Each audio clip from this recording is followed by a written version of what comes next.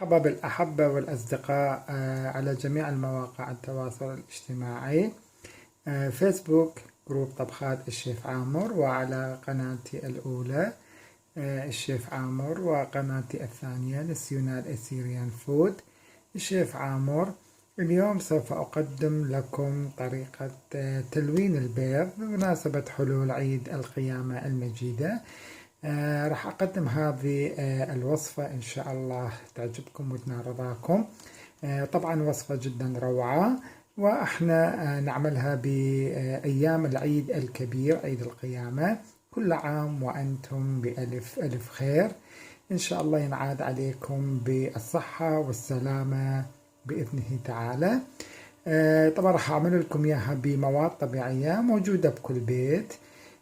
لو حبيتوا الوصفة اشتركوا بقناتي الأولى والثانية حتى توصلكم كل الفيديوهات، وأيضا فعلوا الجرس حتى توصلكم الإشعارات. راح أشرح لكم على المواد المطلوبة وموجودة بكل بيت. طبعا راح نعمل هذه الوصفة. طبعا عندنا بيض، راح نقدم الكاميرا شوية على المواد. طبعا عندنا بيض تقريبا 15 قطعة من البيض، 15 بيضة حضرناها على درجة حرارة الغرفة. من تجون انتم تسلقون البيض لازم يكون على درجة حرارة الغرفة، ما يكون بارد، يعني لا تطلعوها من البراد وتعملون هذه الوصفة. راح يتفطر البيض عندكم وما يكون ما تنجح عندكم هذه الوصفة. فحاولوا تكون البيض دافي على درجة حرارة الغرفة. وراح نحتاج إلى، طبعا عندي صبغ لوزينة، صبغ لوزينة لون أحمر. طبعا هذا متوفر في أوروبا، إذا متوفر عندكم أنتم أيضا نستعمله لوصفة الرز البخاري، أو الرز اللي احنا نلون به الرز بلون الأحمر. راح نستعمل من عنده تقريبا نصف ملعقة صغيرة، راح أراوي لكم إياها ملعقة كوب الشاي، هذه الملعقة لهذه كمية البيض. طبعا لو زيدتوا البيض راح تزيدون انتو هذه الصبغة.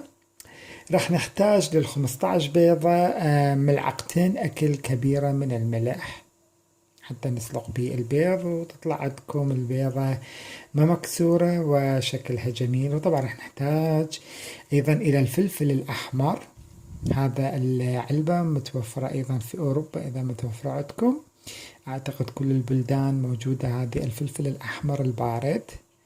طبعا راح استعمل حتى ينطينا لون أحمر. طبعا احنا البيض نعمله لون أحمر، فهسه احنا تطورنا وصار يعملوا عدة ألوان. طبعا لو حبيتوا تعملوا عدة ألوان تقدرون أيضا. أنا سابقا وأن عملت لكم فيديو راح تشوفون بصندوق الوصف الفيديو اللي أنا عملته من الخضار، لونتها بلون الأخضر بالخضار، واللون البنفسجي عملتها أيضا من البنجر أو الشوندر. كانت وصفة جدا روعة، فهاليوم حبيت أقدم لكم هذه الوصفة ويكون لون البيض لون أحمر جميل جدا. وأيضا طبعا راح نحتاج إلى خل، هذا الخل خل عادي، أي نوع خل متوفر عندكم حتى يثبت لون البيض ويكون لونه حمار جميل جدا. طبعا لو حبيتوا هذه لعدة ألوان إذا حبيتوا تلونون. طبعا لو حبيتوا تعملون قسم أحمر وقسم أصفر، طبعا أيضا متوفر الصبغ اللوزين الأصفر، هذا المتوفر في أوروبا وسعره جدا بسيط. وإذا حبيتوا تشتروه موجود بماركت الأتراك بكثرة، هذا اسمه، نقدم لكم إياه. حبيتوا تاخذون صورة وتشتروه اللي عايشين بألمانيا أو باقي الدول الأوروبية. طبعا لو حبيتوا تعملون نصف أصفر نصف أحمر حسب رغبتكم. وراح نبدي احنا نعمل الوصفة. طبعا نحتاج للوصفة لتر واحد من الماء، ماء يكون أيضا فاتر، يعني لا حار جدا ولا بارد. راح نجيب احنا الجدر أو القدر، حضرنا احنا الجدر وراح نضع لتر من الماء.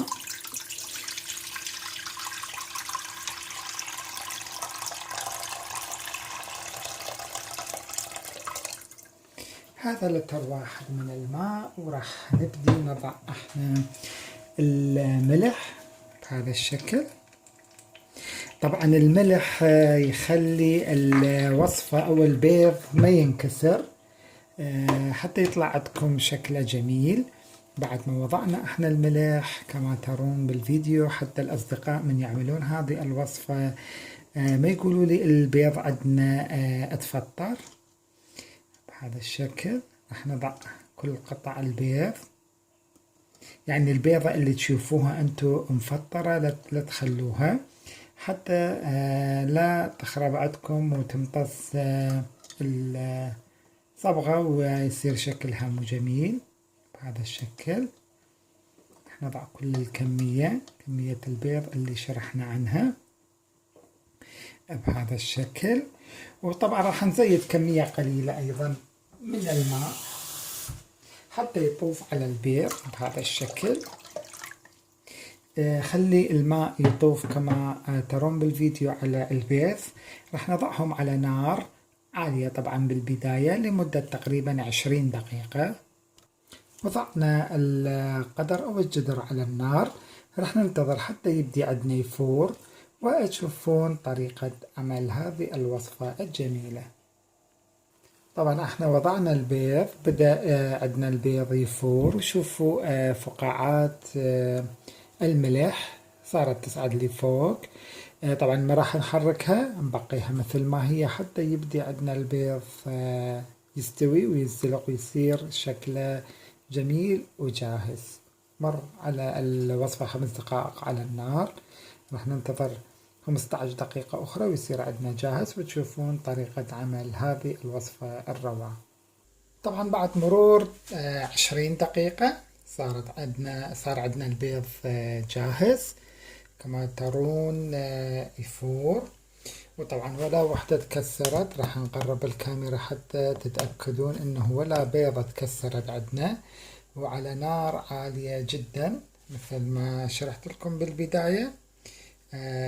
راح نبدي بعد ذلك احنا نضع الخل حتى تصير البيضة بعد اقوى. يعني لان احنا هذا العيد نلعب بالبيض، فراح اضع لها خل حتى تصير قوية. من تجون انتو تلعبون بالبيض فراح ان شاء الله تربحون. راح نضع ربع كوب من الخل، اي خل متوفر عندكم بهذا الشكل. شوف تفاعل ويا المي. بهذا الحالة راح ننصي احنا النار كما ترون شلون تفاعل ويا البيض، وراح البيض يصير كلش قوي. بعد ما تفاعل البيض مع الخل والماء اللي احنا وضعناه، راح نبدي نضع احنا بعد ذلك الصبغ اللوزين الأحمر اللي شرحنا عنه. هذا هو، راح نضع هذه الملعقة يعني بهذا الشكل. وبعد ذلك راح نضع كمية قليلة من الفلفل الأحمر حتى ينطيها لون قوي. هذا الفلفل الأحمر كما ترون في الفيديو. وراح نضع ملعقة، هذه طبعا ملعقة الشاي. راح ننتظر تقريبا نبقيها بالخل والماء والصبغة اللي احنا وضعناها لمدة تقريبا ساعة. احنا طفينا النار هسه بعد مرور تقريبا 20 دقيقة على النار. البيض صار جاهز وانسلك، وخلينا احنا المواد، وراح نبقي البيض لمدة تقريبا ساعة حتى يمتص الصبغة ويصير لونه مايل إلى لون الحمار. طبعا نفس الطريقة مثل ما شرحت لكم، حبيتوا تعملوا لون أصفر تقدروا نفس الطريقة تعملون أصفر، وإذا حبيتوا اللون أخضر تضعون خضراوات مثل البقدونس أو الشبنت، وبنفس الطريقة تعملوها لون، تفوروها بالماء وتعملوها لون أخضر، وتضعون أيضا خل.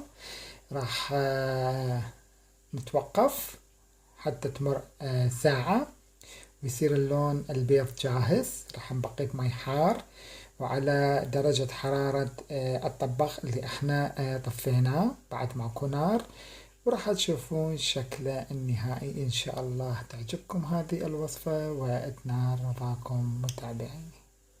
بعد مرور تقريبا ساعة صارت عندنا الوصفة جاهزة، وحضرنا طبق وضعنا به ورق المطبخ. راح ناخذ قطعة ونضعها بالطبق حتى تصير عندنا جاهزة. تشوفون اللون أحمر جدا جميل. راح نضعها بهذا الشكل حتى تبدي تنشف.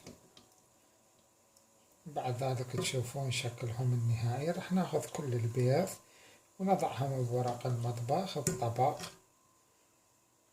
وتشوفون شكلهم النهائي بعد ما نشيلهم.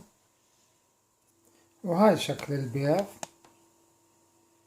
كما ترون. راح نضعها لمدة تقريبا 5 دقائق تنشف. شكلهم جميل جدا.